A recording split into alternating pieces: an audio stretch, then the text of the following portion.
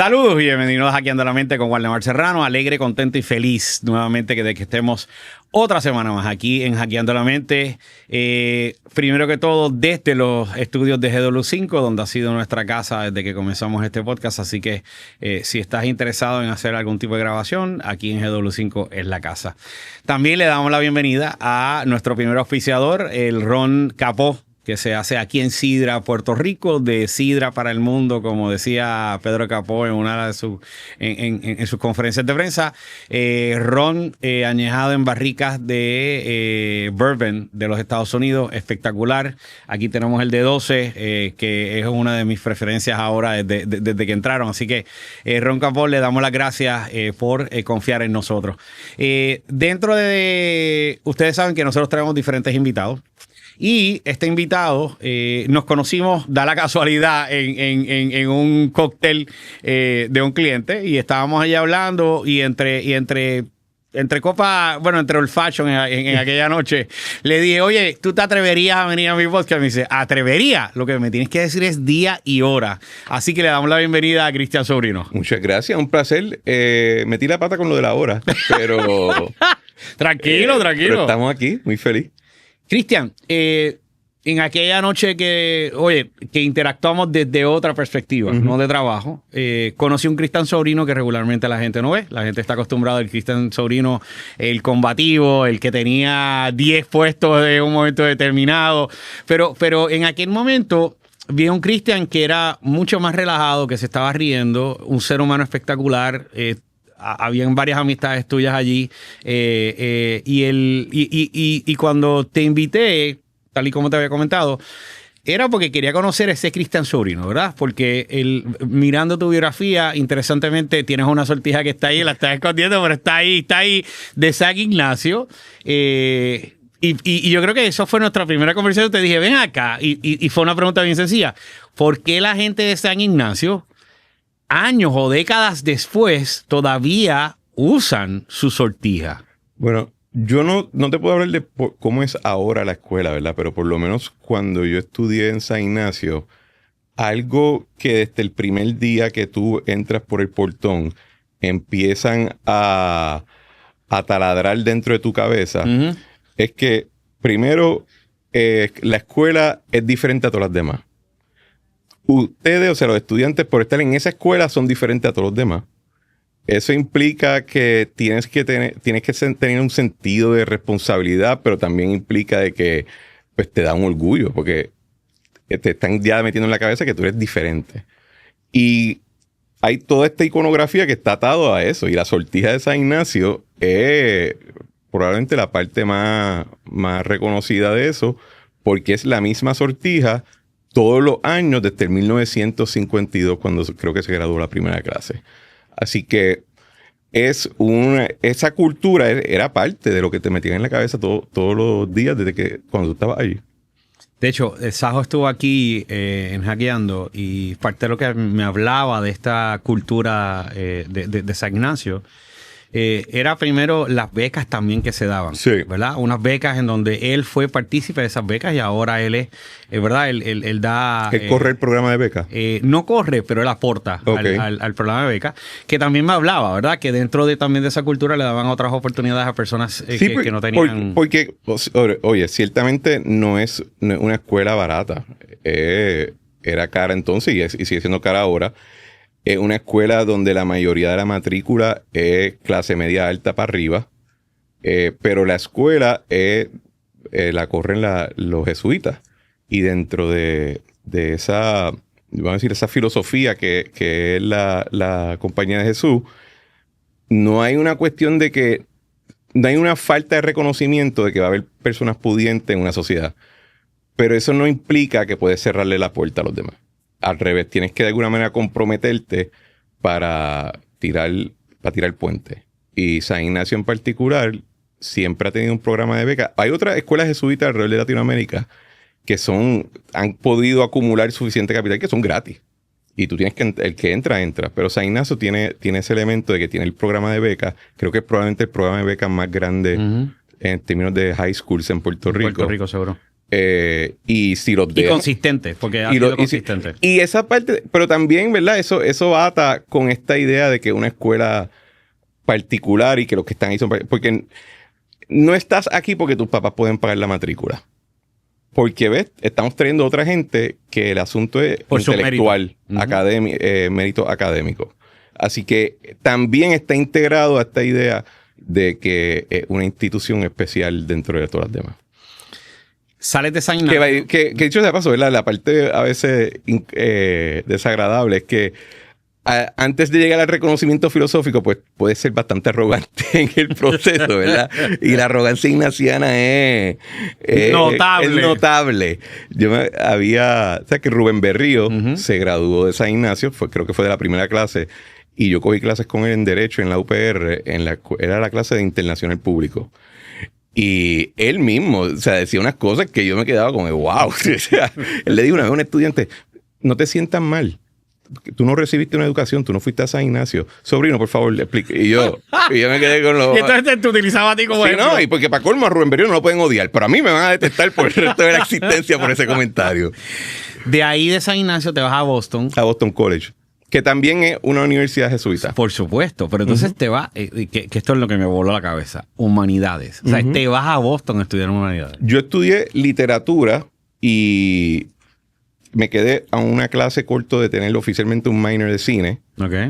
Y yo era parte de un programa que se llama el Honors Program, que era esencialmente un currículo durante los 4 años sobre cultura occidental. Y lo que dicen muchas veces los great books. Yo en ese momento quería ser profesor.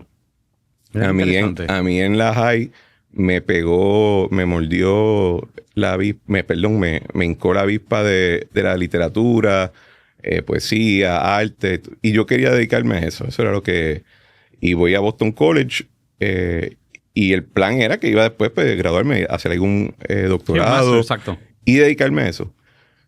En el proceso, ¿verdad? Porque la academia es una profesión, a uno le asignan un advisor, un asesor, que es otro profesor, y supone que él te ayuda a diseñar esa carrera.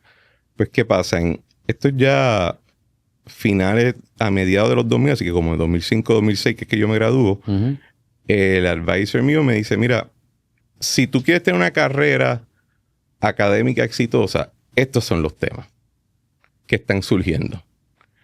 Y eran los temas que menos me interesaban del mundo. O sea, yo prefería chuparme una bala que tener que dedicarle a eso, porque tenía cero interés. Era ya cuando estaba comenzando toda esta cuestión de los estudios críticos, la teoría de género. Eso es lo que estaba empezando y lo que The woke era.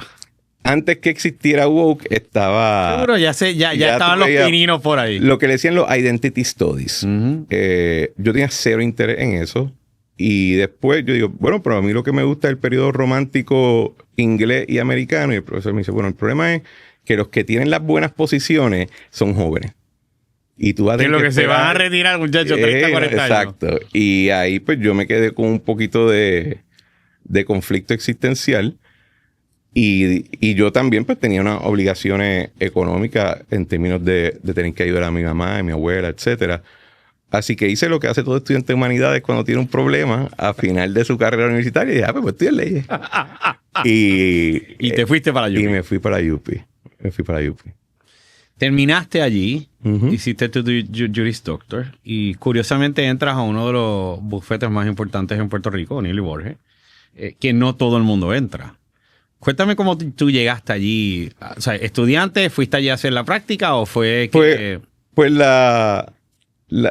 ¿verdad? También otra... Yo siempre digo que por lo menos mi desarrollo profesional al principio fue bien accidentado. Yo pensaba, cuando estaba estudiando Derecho, que yo iba a ser litigante y particularmente en el área laboral. Okay. Esa era la parte que a mí me interesaba. Y le dediqué, de hecho, todas mis clases electivas eran en esa dirección. Y sí hice en los dos veranos, ¿verdad? Son 3 años, hay un verano entre cada uno. A mí me dijeron rápido que tenía que buscar un summer program en uno de los bufetes de Atorrey. Eran los mejores que pagaban, te ayudaban muchísimo a conseguir un puesto, No sé cómo son las cosas ahora, pero en aquel momento esos trabajos eran bien competitivos. Y yo, pues, llevé mi resumen y hice la entrevista y hice los 2 veranos allí. No es hasta, ¿verdad? Uno acaba el segundo verano. Uno lo que quiere es que lo llamen en agosto, en septiembre, octubre, para decirte, mira, tienes tu oferta. Y en efecto me llaman y me hacen la oferta. Y me explican todo. Y yo, sí, seguro, cuenten conmigo. Así que, pero es en laboral, ¿verdad? Y me dicen, bueno, en laboral no hay espacio. Y yo, ok. Y pues litigio. Me dice, no, porque el que había es para Sheila. Sheila fue una de las que estuvo conmigo en el programa de verano. Y yo, ok, ¿y qué voy a hacer yo? Me dice, pues hay espacio en corporate y tax. Y yo, anda para el carajo. O sea, yo no sabía que era un débito o un crédito. O sea, vamos a empezar por ahí. Yo no tenía ni la más mínima idea de lo que eso implicaba, aunque saqué buena nota en las clases de corporativo de día Olivo, pero no estaba dentro de mi imaginación. De tu scope. Exacto. Y yo digo, lo voy a pensar. Y ahí mismo, y estuve a punto de decir que no lo iba a coger. En ese momento es cuando está explotando la gran recesión. Y en Puerto Rico está entrando ya los primeros años de la crisis. Y yo llamo a mi primo, Fernando del Llano, que es como que él sirve como el consiglieri, porque es el primo mayor, ¿verdad? Consiglieri de la familia. Y yo le explico, y él me dice, ¿tú has visto lo que está pasando allá afuera? Nadie sabe si van a haber bufetes pronto. Y en efecto, en ese momento, los bufetes en Nueva York estaban votando miles de personas. Era una cuestión horrible. Y yo, pues, consciente de que tenía unas obligaciones económicas, pues lo acepté. Fue lo mejor que me pasó en mi vida. Yo, ¿verdad? Ya años en la práctica, yo veo cómo es la práctica del litigante, cuál es la práctica del abogado laboral.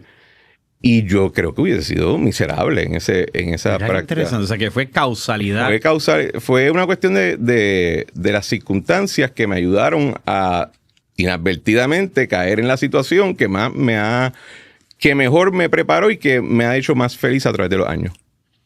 En ese proceso estás en Univerge, entras a corporativo y te mueves a otro bufete luego, sí. A Pierantoni. Después de mi 4º año, yo brinco a Pierantoni Méndez y Álvarez.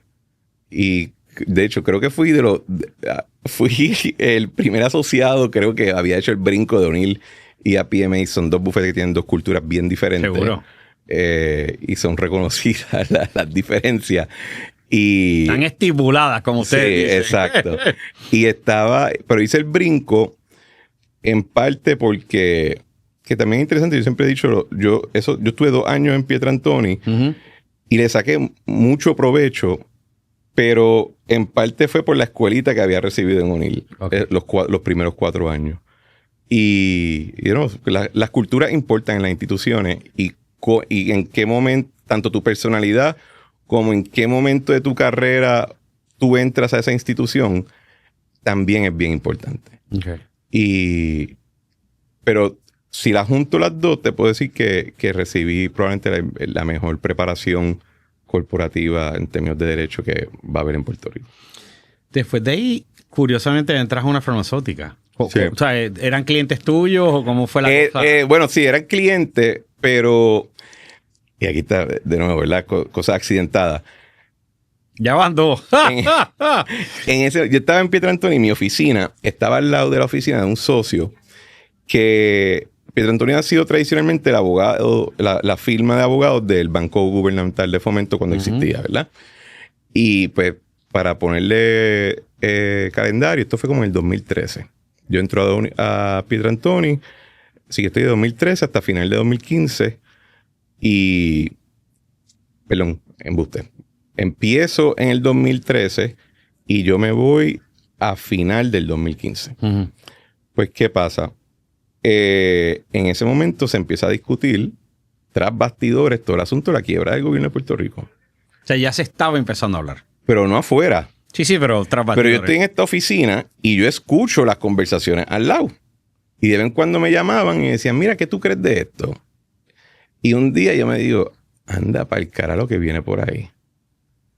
Y dije, si lo que pasó en el 2008 fue tan malo, ¿verdad? Ese periodo, pues yo no me quiero imaginar lo que viene por ahí.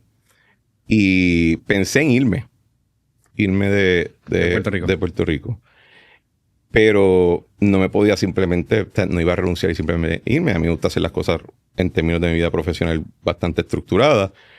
Y en una farmacéutica como la que yo trabajaba, hay oportunidades que si tú haces un buen trabajo en Puerto Rico, te puedes ir para headquarters. ¿Seguro? O te puedes ir para otra parte. Y me fui a la farmacéutica, cogí un pay cut y todo. Pero era con la idea de desarrollarme en una institución internacional para poder moverme. Uh-huh. Y buscar y ser parte de ese, ¿verdad? Ya en una farmacéutica internacional no es una cuestión de cultura, eso es como si fuera un país. Y buscar ese. Fue probablemente, en términos de lo que después es mi próximo paso profesional, la parte más crítica de mi preparación, porque yo dirigía el programa de ética y cumplimiento en la parte comercial. Uh-huh. Eso significa que yo estaba entre el equipo gerencial, que pues hacía la planificación, venta, etcétera. Y yo tuve 2 años de participar de todo ese proceso gerencial. Y no es lo mismo tú, por ejemplo, aprender... los recursos humanos en los bufetes es bien diferente a los recursos humanos en una compañía de verdad. Estamos claros, pues son dos personajes diferentes, ¿verdad? Y yo ahí conseguí una buena preparación en términos de gerencia. Y estuve esos 2 años. Durante todo este periodo de tiempo, ya yo estaba de alguna manera u otra integrado en cuestiones de política. Eso te iba a preguntar ahora. Porque sí, fue en Pierantoni, fue en O'Neill. Fue en O'Neill. Ahí fue que empezaste. Bueno, primero que antes, esto yo creo que se ha reducido bastante, pero antes, tanto los bufetes como los bufetes corporativos, como las firmas de CPA, los Big Four, los bancos, uh-huh. Ese era el caldo de donde los gobiernos sacaban talento para las partes más tecnocráticas del gobierno. Okay. Que si BGF, que si Hacienda, ese tipo de cosas, ¿verdad? Y en O'Neill Borges no era la excepción. Y cuando yo estoy allí, estaba el licenciado Jorge San Miguel, que había sido uno de los directores de plataforma de Luis Fortuño en su campaña. Okay. ¿En la primera o la segunda? En la primera. Okay. Cuando llega la segunda, él me recluta para entrar en el área de plataforma para trabajar el tema de salud, porque yo en O'Neill Borges estaba bien enfocado en todo lo que era Medicare Advantage, el seguro, okay. Etcétera. Y el efecto de eso, pues yo me metí a hacer una parte de plataforma y me fui de cabeza, ¿verdad? ¿Te gustó? A mí, yo no hago las cosas a mitad. Y cuando hago, ¿verdad? Y cuando se acaba y esta es en la reelección de Luis Fortuño. Esto es para la reelección de Luis Fortuño. O sea que estamos hablando de 2000... Yo entro como 2011 a 2012, que es la elección. Obviamente Luis Fortuño pierde uh-huh. La reelección. Y yo te diría que el día después ya se estaba cocinando la primaria entre Pedro Pierluisi y Ricky. Y se vio que había competencia. Ok, pues vamos a buscar gente porque cada uno de los bancos cada equipo estaba tratando de montar una operación. Esto es como un equipo de pelota. Vamos a buscar los mejores para ver. Y ahí es que yo conecto con el grupo de Ricky. Yo no lo conocía adelante, pero conocía a mucha gente pues, de la campaña de Fortuño que estaban con él ahora. Y poco a poco me fui integrando y eso seguía, ¿verdad? Tras la puerta mientras que yo estaba practicando derecho. Sé que tú estabas durante el día eras abogado corporativo. Ajá. Y por las tardes y noches estabas de asesor de un candidato. Estaba de asesor. Y incluso en mi último año en la farmacéutica es que yo comienzo también a estar en medio. Empecé a ir a Radio Isla, WKQ. Como parte del componente de Ricky. Como parte de la gente que era como que portavoces. De Ricky. De la campaña de Ricky. Y en ese momento a mí me presentan a Jonathan Lebrón y a Luis Herrero. Yo lo conocía de la escuela y de O'Neill Borges, pero me presentan a Jonathan Lebrón en Metro uh-huh. porque iban a sacar este producto, el Calce, y Jonathan quería hacer un podcast. Exacto. Que era el podcast El Calce. Y a él le recomendaron una amiga que teníamos en común que me conociera para meterme en el mambo. Y ahí fue que se funda este podcast que hoy en día es Puestos para el Problema. Exacto. Que es un podcast bastante exitoso, ¿verdad? Y éramos Luis Herrero, Jonathan y yo. Estuvimos, pero yo usaba otro nombre. Yo no podía ya, porque en la no podrías utilizar. Mi jefe en la farmacéutica me decía, yo le pregunto, y me dice, puedes hacerlo, pero no puede ser bajo tu nombre porque, ¿verdad? Hay que mantener cierta distancia. Y yo tenía un seudónimo que era Alexander Sobrino. Alejandro Sobrino. Dentro del podcast cambiaron el nombre. Al punto, y en la radio y todo, al punto de cuando a mí me nombran al gobierno, a mí me llama Luis Dávila Colón y me dice, Sobrino, ¿tú conoces a este Cristian Sobrino? ¿Es familia tuya? Y yo le digo, Dávila soy yo. ¿Y el nombre? No, ese no era mi nombre, chico. Eso era porque de la compañía, para que no mezclaran las cosas. Mira qué interesante. O sea, que la misma compañía te había dicho, tu jefe, te dijo, puedes estar, pero tienes que cambiarte, entonces te tienes que cambiar el nombre para poder estar y que no te asocien con la farmacéutica. Exacto. Wow. O sea, que tus pininos dentro de los medios de comunicación entonces fue el Calce. Fue el Calce y en Radio Isla que había... ¿Que estaba con Mili o...? Con Damaris Suárez. Con Damaris. Wow, las tardes. Damaris Suárez, que tenía un programa, creo que era a las 3 de la tarde. Después, Ramón Rosario y Iván Rivera empezaron un programa ellos. Y yo iba los viernes. Y ahí empecé con lo de viernes de Guayabera y toda esa cuestión. Y todo eso era mientras estaba en la farmacéutica. O sea, es que te permitían hacer todo este revolumen. Tanto en cuanto no afectara a la imagen. Yo creo que mi jefe me lo permitió y los demás lo toleraron. Okay. No creo que necesariamente estaba by the book. Estás ahí, gana Ricky. Gana Ricky. ¿Qué sucede después? ¿En qué sentido? Tuyo profesionalmente. O sea, te llaman, o sea, te dicen, pues vente, porque inicialmente te fuiste de presidente del banco. Pues Ricky me llama como a finales o mediados de noviembre. Yo voy a su casa y él me ofrece unos puestos para yo entrar a la administración y yo originalmente piché porque yo tenía mi plan para irme. Lo tuyo era, ya tú estabas enfocado, era... Quiero meterme en este revolú, o sea, para colmo, había llegado la Junta. Estábamos en quiebra, ¿verdad? La deuda impagable. Lo que habías escuchado años atrás. Y entonces, pues yo admito que me asusté. O sea, no quería darle cara a eso. Quería pues seguir yo por la cómoda. Pasó como un mes y a mí me entró como un FOMO, un Fear of Missing Out, mezclado con un remordimiento moral. Porque yo decía, mano, tú llevas 2 años hablando mierda. En programas, en cuestiones. Tú llevas desde el 2011 trabajando plataformas de gobierno y eso. Y ahora que te dieron la oportunidad, tú vas a decir que no en el peor momento, en el momento más difícil. O sea, ¿quién tú eres? Y esto fue una conversación contigo mismo. Conmigo mismo. Y ahí, pues ¿verdad? Hago la comunicación, abro la comunicación de nuevo y digo, mira, en verdad me gustaría, perdón, bla, bla.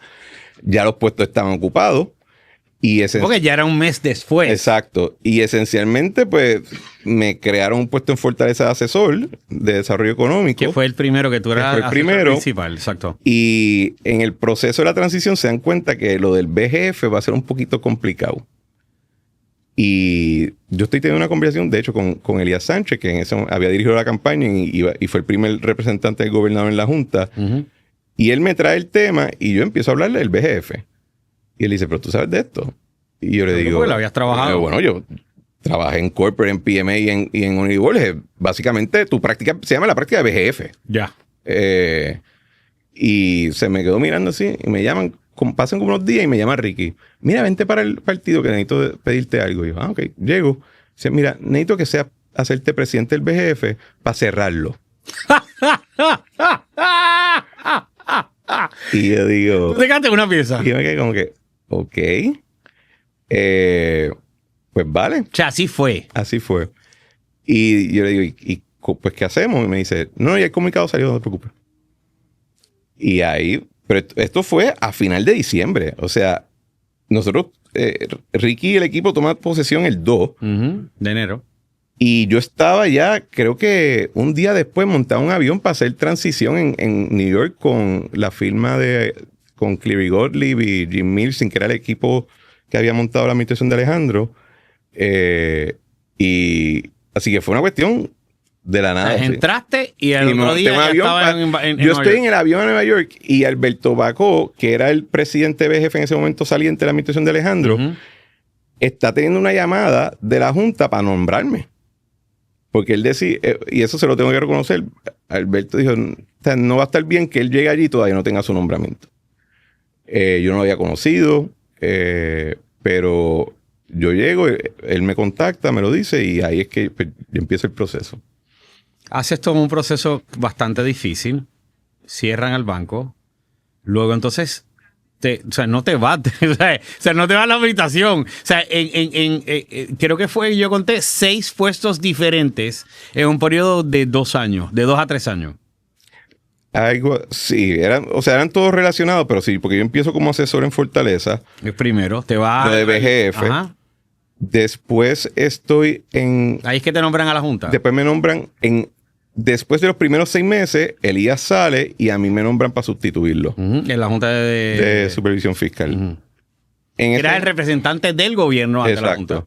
Y en ese mismo tiempo, más o menos, después del huracán, me nombran a dirigir la Junta de AFAF, que era como esta entidad que es sucesora de BGF. Y eventualmente, pues, me quedo en la Junta, pero también me hago director ejecutivo. Me meto cuando también se anuncia que se va a privatizar energía eléctrica, pues me toca a mí el tostón de dirigir los esfuerzos del gobierno y ahí yo entro a la Junta de Gobierno de la Autoridad de Energía Eléctrica. Simultáneamente, pues cuando cojo a FAF, pues estoy en la Junta de Retiro, de P3, de AFI, etcétera. Así que todo eso y... Por 2 semanas fui director de gerencia y presupuesto de OGP. Por 2 semanas. Y era cubriendo sí, porque Raúl Maldonado había renunciado. Revolú, seguro. Y pues yo cogí el puesto por 2 semanas. En lo que consigan alguien. En lo que... Bueno, yo me iba a quedar... El plan original es que me iba a quedar con ese puesto, iba a coger OGP y a FAF y lo iba a unir para que fuera una sola entidad. Ese era los planes. Ese era el plan mío. Ya. Era unificar el recurso. Sí, bueno, era más una cuestión en términos de mi filosofía gerencial, yo creo firmemente en líneas claras de comando. Y en gobierno creo que es más importante todavía. Porque siempre... ¿Cuál es la queja principal con el gobierno de Puerto Rico tradicionalmente? Es que la gente dice que no sabe quién manda. Porque todo el mundo... ¿Quién toma la decisión? ¿Quién toma la decisión? Y para colmo, eso se replica en el organigrama de las instituciones públicas. Y tú tienes agencias que dicen, ¿por qué hay 2? Eso tiene un historial, ¿verdad? De la época de la pelea entre Romero Barceló y Hernández Colón. Pero yo decía, a FAF y OGP separados no tiene mucho sentido. Hay que juntarlo. Todavía creo eso. Pero ese era el plan. En ese proceso...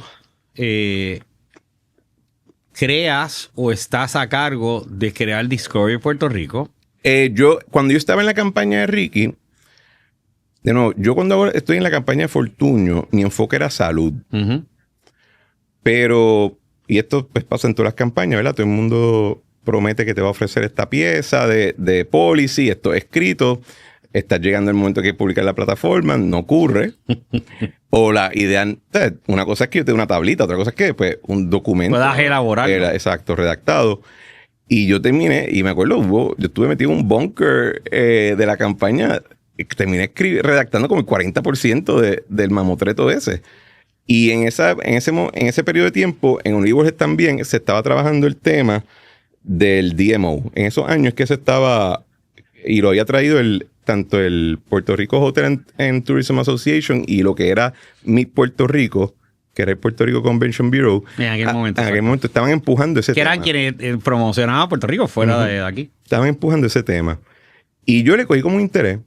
Y en la campaña de Ricky, la parte que yo me enfoqué desde el punto de vista de policy fue diseñarle la plataforma de turismo y de la economía del visitante. Y la palanca central era el elemento de mercadeo, de crear un DMO. ¿Por qué? Porque, de hecho, Mi argumento era el siguiente. Si tú miras los esfuerzos de promoción turística de la administración de Alejandro García Padilla, son buenos. Están haciendo buen trabajo. Nadie puede garantizar que ese trabajo continúe, porque contrario a una empresa comercial, nosotros tenemos elecciones. Y cambia cada 4 años. Y la democracia pues va a hablar y a veces la democracia puede servir bien para muchas cosas. En un lugar que es competitivo no va a servir muy bien para consistencia. Y cualquier persona que trabaja en mercadeo, que trabaja asuntos de marcas, te va a decir que consistencia de marca es... O sea, por algo es que Coca-Cola no le cambia el font a su lata todos los Ni años. el color. Y cuando decida hacerlo, le va a dedicar un montón de tiempo a planificarlo.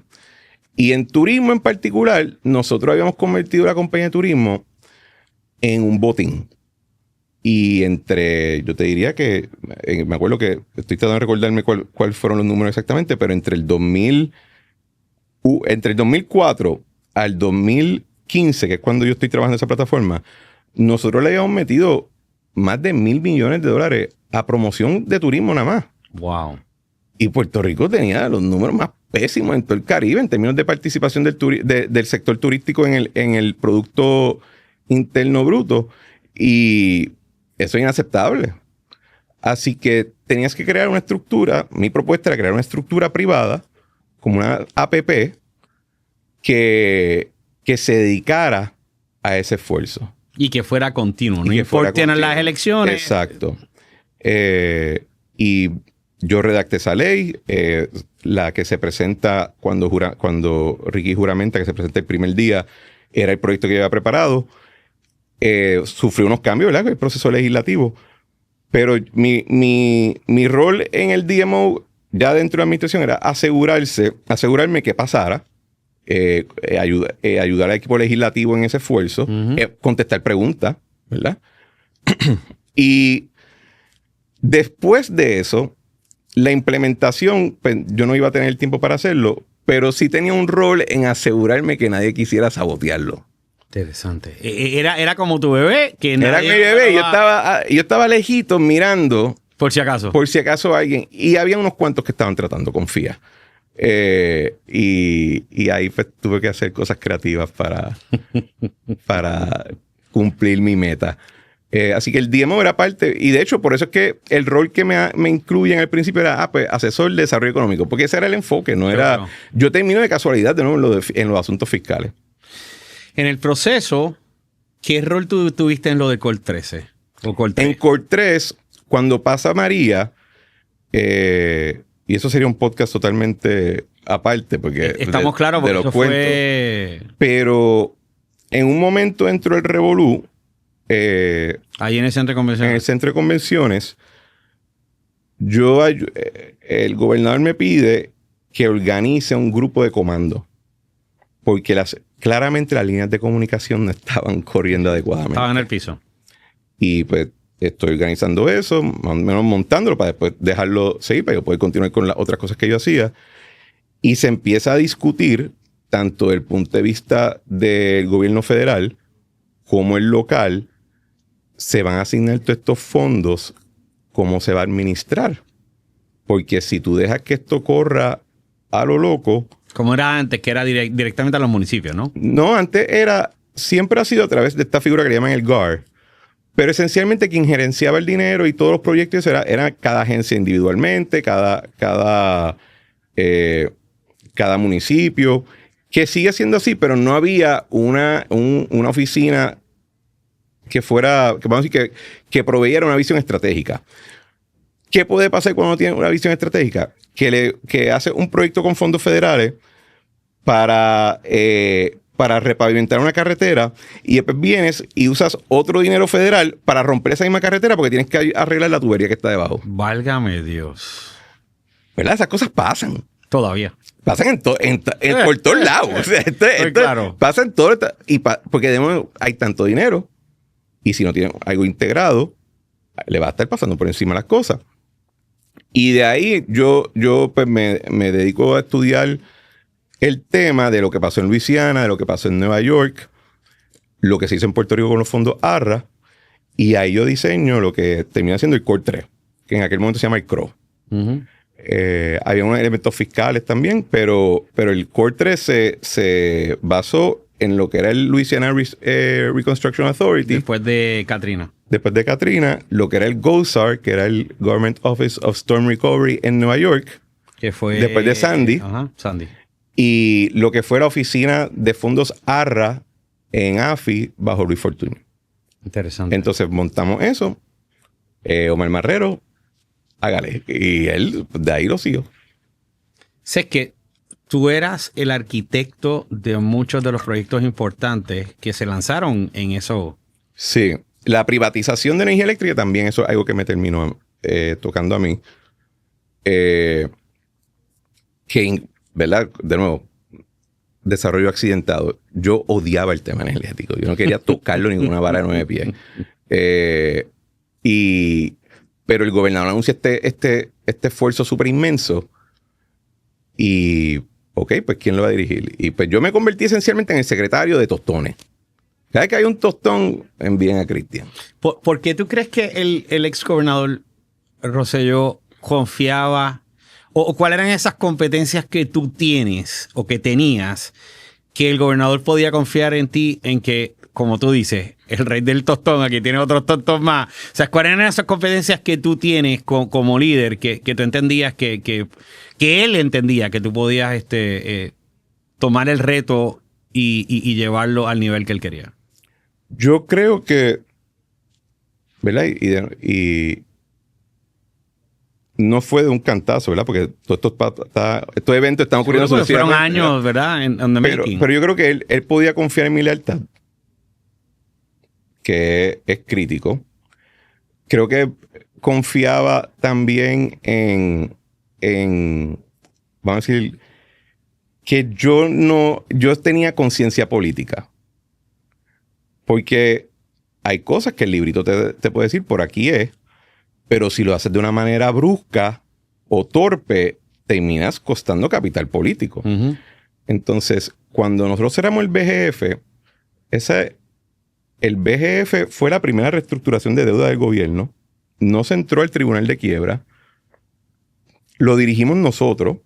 La Junta casi no estuvo involucrado en el proceso. Eso requirió no solamente preparar planes fiscales para la Junta, sino requirió negociar la deuda con bonistas de New York, ¿verdad? Los fondos, uh-huh, las cooperativas. Aquí en Puerto Rico. En Puerto Rico. Y tu fuente, y uno de tus acreedores, pero tus deudores principales al banco eran los 78 municipios. Uh-huh. 78 alcaldes. Y se hizo con relativa estabilidad. Y en ese proceso, pues, probé cierta mano izquierda en bregar con situaciones políticamente difíciles. Era buen comunicador en términos de atender tostones, ¿verdad? En los medios de comunicación. En los medios de comunicación. Y tenía... Que te había ayudado estando en el podcast. O sea, que el claro, podcast te había ayudado. Exactamente. Y lo otro era que en los temas... O sea, a mí no me mandaron a reestructurar educación. Yo no sé nada de correr la escuela. Eran estos temas particulares donde yo, por mi preparación profesional, no académica, uh-huh, tenía ya cierto peritaje. O sea, yo estuve en Oligolería en PMA, yo estuve 6 años reestructurando deuda, porque fue cuando los bancos colapsaron. Exacto. De 6 bancos terminamos en 3. Doral, RG, exacto. Eurobank, Doral, Western Bank, uh-huh, sin hablar los mismos bancos que sobrevivieron estuvieron reestructurándose. Uh-huh. Así que yo estuve 6 años bregando esos temas. Y pues eso me dio cierto nivel de confianza en el gobernador para que me nombrara esos tostones. ¿Cómo manejabas tu tiempo? Porque parte, ¿verdad? Cuando estoy dando talleres y estamos hablando de manejo de tiempo, ¿verdad? Uno estructura su propia fórmula, ¿verdad? ¿Cuál era tu propia fórmula? Porque me contabas que ya a las 3 de la mañana estabas recibiendo llamadas. Yo me levantaba a las 3:30 estás recibiendo los cantazos. ¿De quién? De todo el mundo. Del gobernador. Del gobernador y de la prensa, de todo el mundo. O sea, a las 3:30 de la mañana ya tú estabas... Sí, ese macho no dormía. Él lo dice en su libro. Y mira, más allá de estructurar tiempo, yo creo que hay que estructurar equipo. Ok. Y yo estaba bien orgulloso del equipo que yo había montado y del trabajo que ellos hacían. Y yo tenía yo lo que siempre decía es, ¿verdad? Cuando quería explicarlo, cogía en una pizarra, hacía una línea y un puntito en el medio de la línea. Y arriba de esa línea ponía gobernador. Y abajo ponía todos ustedes. Y yo cogía, tiraba una línea hacia el gobernador y decía, mira, de este puntito para arriba, yo soy un pendejo. Miren quién está ahí arriba. De esa línea para abajo, ¿quiénes están ustedes? Yo soy Dios.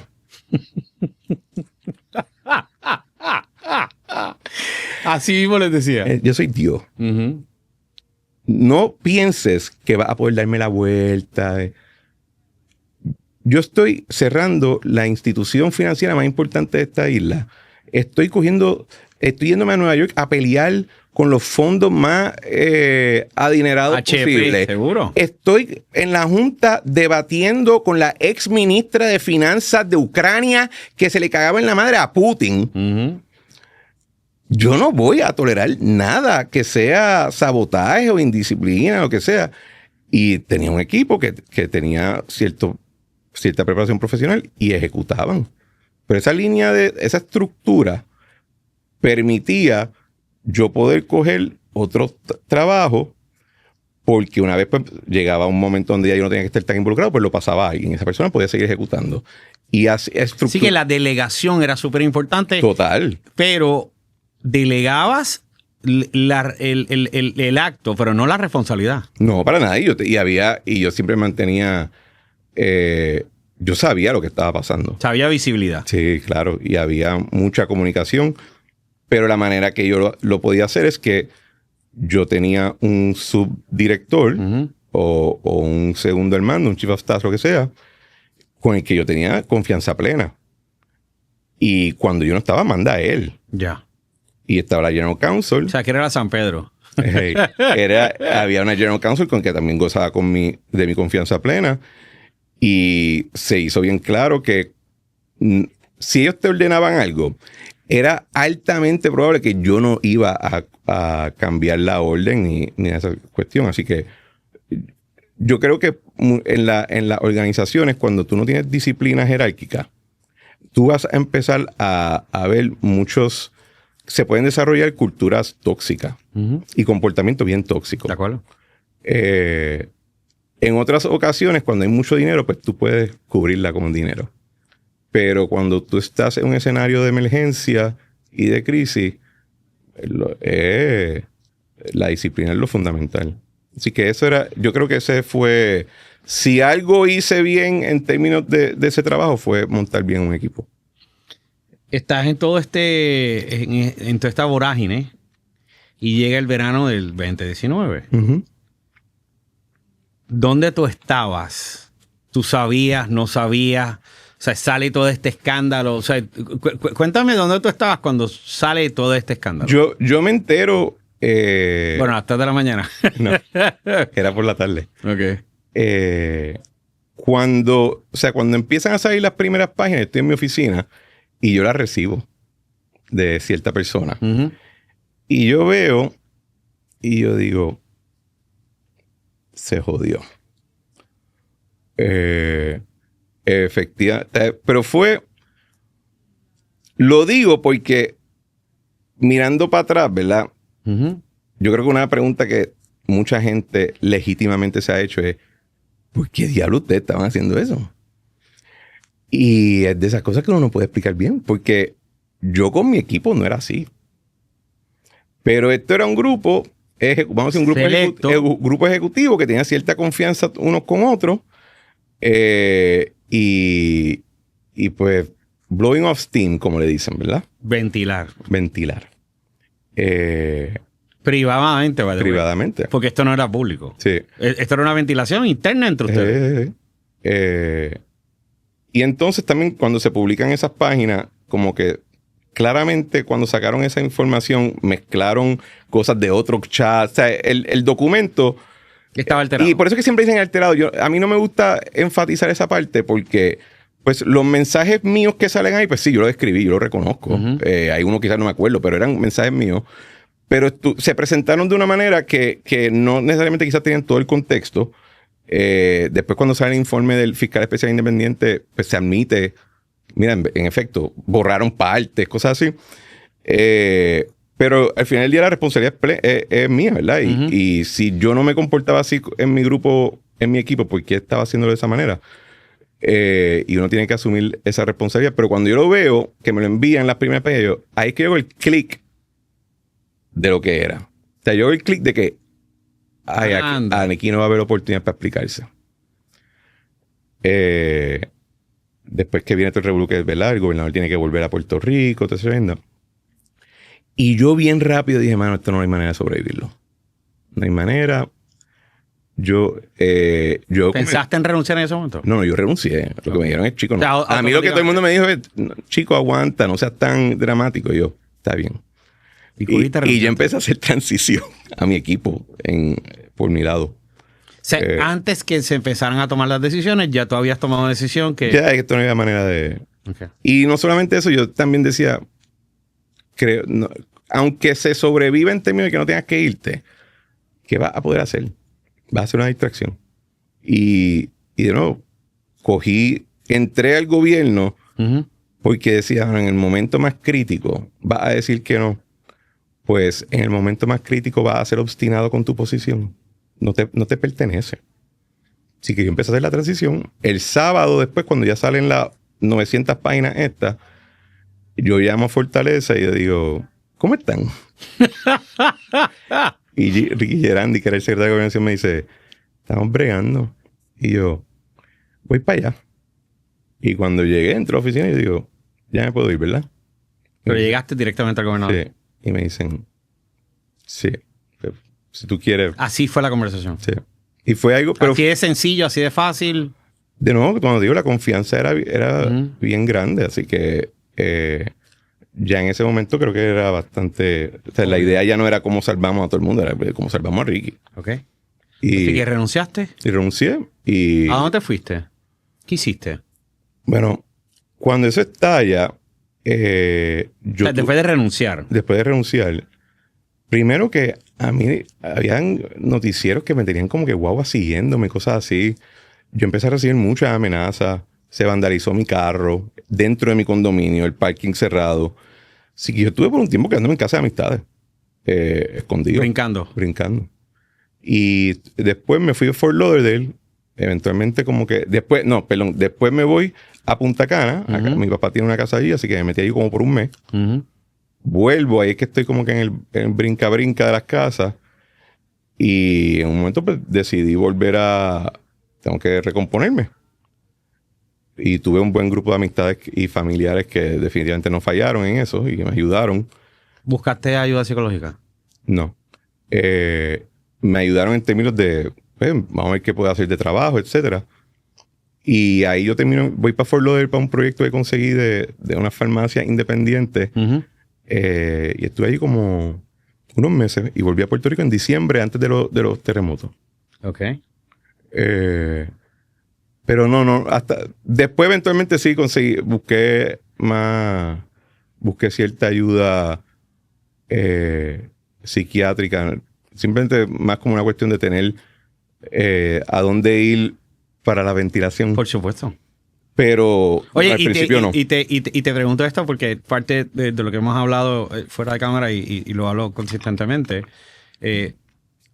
no estamos hablando de que te divorciaste, no estamos hablando de que, ¿verdad? De que estás en un lío legal por una custodia. Estamos hablando de que públicamente estabas teniendo unas presiones, de que físicamente estabas sufriendo unas consecuencias de personas que tú desconocías, ¿verdad? Lo que estaba. Había una persecución ¿sabes?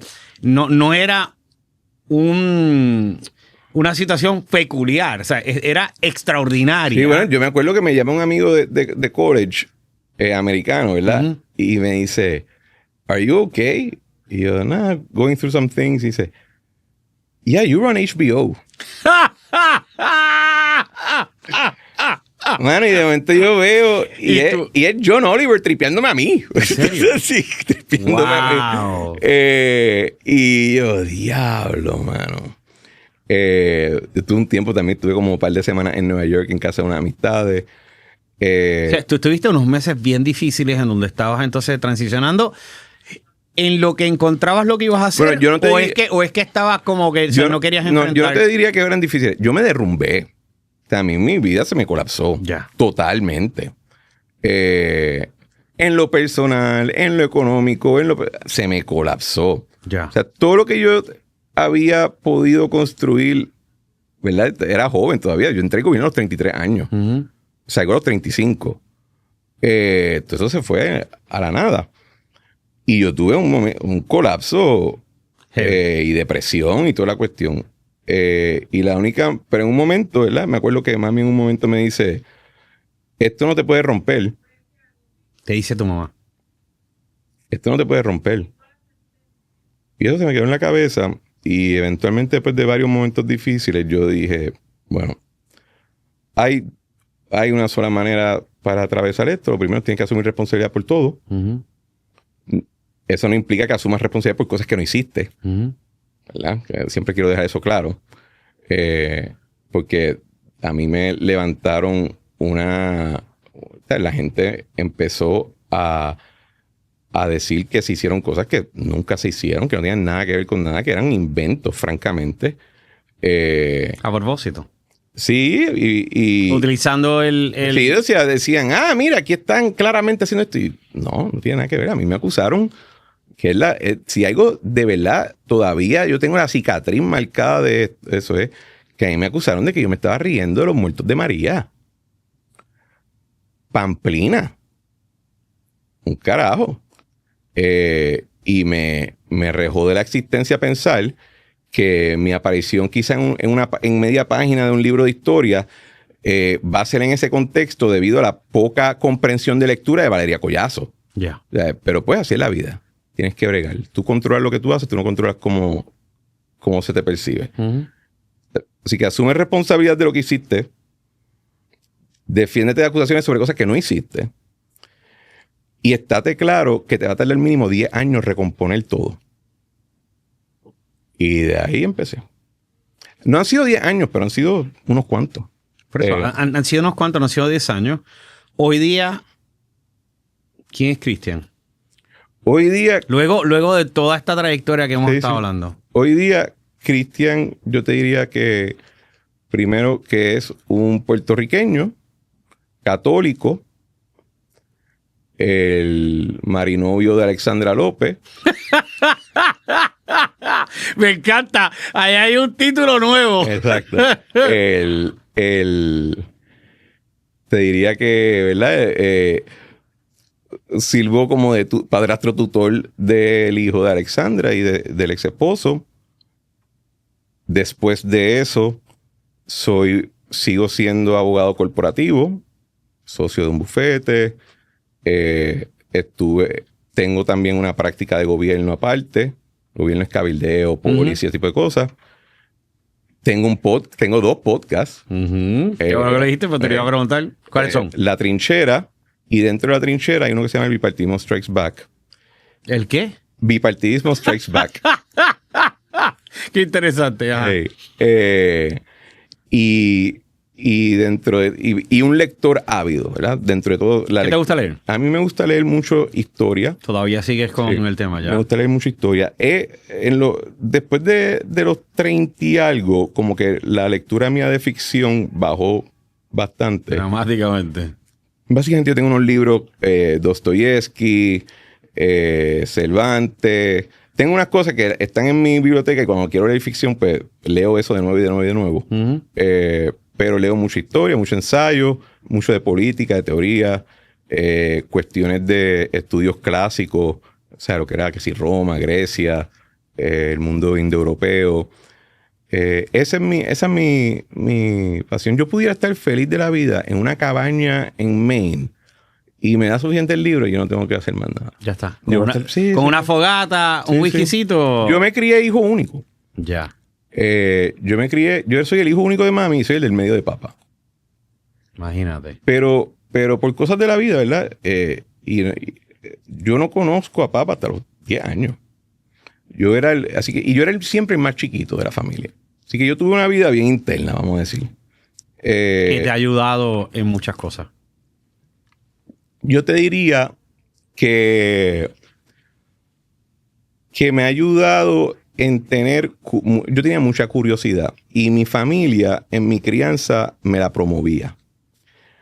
Y la familia con la que yo me crié un matriarcado esencialmente, porque mi abuelo siempre estaba trabajando. Como el 70% de la población. Mi abuelo siempre estaba trabajando. Mis tíos estaban haciendo lo suyo. Así que yo casi todo mi tiempo estaba con mi mamá o con mi abuela. Y mi abuela era una housewife, mami era secretaria, pero obviamente con la carga económica tenía que trabajar 3 trabajos. Pero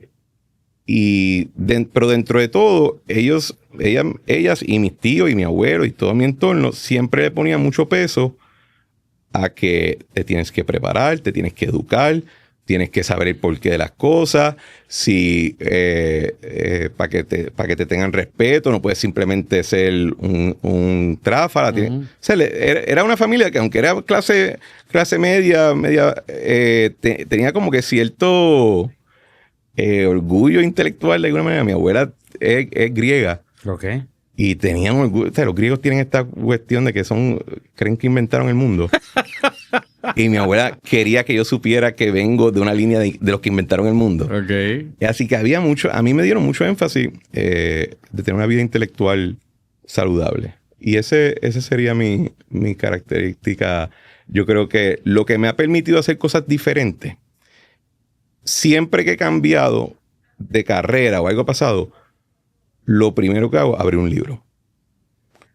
Cuando yo me fui a Punta Cana después del verano 19, yo me llevé un libro que era La Guerra del Peloponeso por Tucídides, que es este libro uno de los primeros libros de historia que trata sobre la guerra entre los atenienses y los espartanos en Grecia, que lo escribe este general ateniense que estaba en exilio. Y me sentí identificado un poco. Eso te iba a decir, eso como...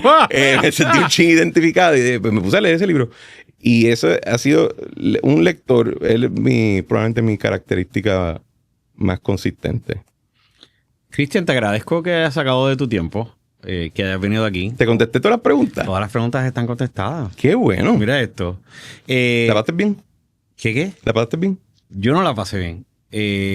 Yo he aprendido de quién es Cristian. De más allá de un olfacho que nos dimos en aquella noche y una invitación, me estoy yendo satisfecho y contento de conocer el gran profesional que eres, el gran ser humano que eres, que dentro de las circunstancias, como bien tú dijiste, afrontaste las circunstancias, enfrentaste unas dificultades, aceptaste lo que habías hecho y combatiste lo que no era verdad, la verdad. Y yo creo que la adaptabilidad que has tenido y nos has demostrado con lo que nos has dicho aquí, creo que y utilizo adaptabilidad porque ya la resiliencia está gastada. Sí, es una de esto. Pero la adaptabilidad que tiene el cerebro de poder regenerarse como tú mismo te has reinventado. ¿Ves? Dentro de las circunstancias te has reinventado, dentro de las adversidades que tuviste, decía, ok, ¿qué es lo que puedo hacer? Esto, pues, ¿verdad? Creaste cosas, así que salgo satisfecho de conocer el gran profesional que tú eres. Y sobre todas las cosas, creo que tú eres otro ejemplo de algo que yo continuamente digo. Si las personas conocen sus valores, que son lo que rigen las decisiones se hacen mucho más fáciles porque están basadas ya en unos valores que tú tienes y es cuestión de, ok, esto que está sucediendo, ¿va en contra o a favor? Bueno, te iba a comentar, ¿verdad? Cuando estaba escuchando de que sí he podido hacer cambios y adaptarme. Muchas veces esos cambios surgen por razones imprevistas, otras veces por metidas de pata. Seguro. Pero yo pienso... ¿verdad? Le sugiero muchas veces a las personas de que uno tiene que estar claro que no es negociable. Como dije ahorita, hombre católico puertorriqueño, marinovio de Alexandra, tutor, padrastro de el hijo y abogado. Todo lo demás es negociable. Esas no. Ujú. ¿Verdad? Y el que trate de cambiarla, pues va a conocer otro lado de mí. Y cuando tú tienes estructura, y como tú dices, valores de lo que es y no es negociable, tienes una gran flexibilidad en todo lo demás. Yo creo que muchas personas, especialmente en nuestro mundo de ahora, Ujú. lo que les hace falta es definir qué es lo que no es negociable. Ujú. Definir valores. Y tú ves que, y lo veo con mucha gente, y a veces me da pena, ¿verdad? Porque tú ves personas, están como en el viento. No cogen posición. Y el viento va a venir. Y te van a tumbar. Pero si tú no tienes algo bueno con qué sostenerte, que algo personal, ningún trabajo te lo va a dar. Eso es lo que hace la diferencia, yo creo. Cristian Sobrino, muchas gracias por estar Gracias a aquí ti. en Hackeando la Mente. Hasta aquí nuestro episodio de hoy. Espero y aspiro a que haya sido de su agrado como a mí. Así que nos vemos en la próxima.